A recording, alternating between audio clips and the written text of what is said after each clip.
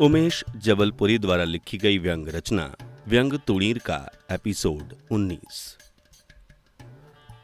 Examination fever.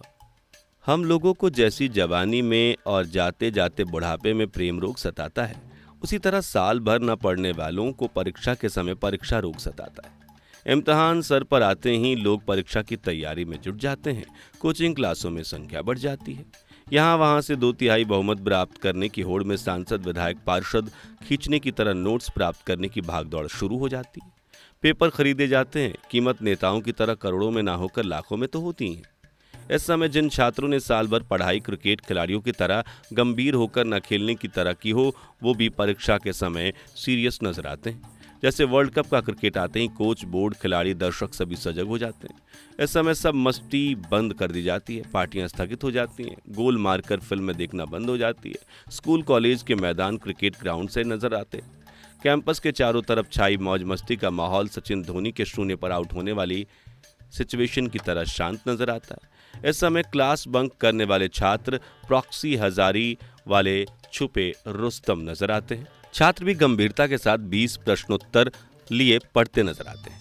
Examination tension से ग्रस्त बेफिक्रे रहे छात्र चिंतित नजर आते हैं। चारों तरफ चुनाव की तैयारी की चर्चा होती रहती है।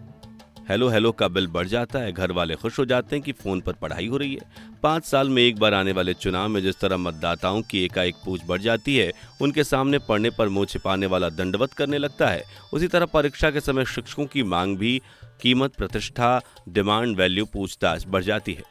गाली देने वाले छात्र वोट ग्रहिता की तरह पैर छूकर गुरुजन को सिर पर बिठाते हैं। जमकर आवाभगत की जाती है। वोट देने वालों की तरह सिगरेट, शराब, कंबल तो नहीं बांटे जाते, लेकिन मनी जरूर ऑफर की जाती है।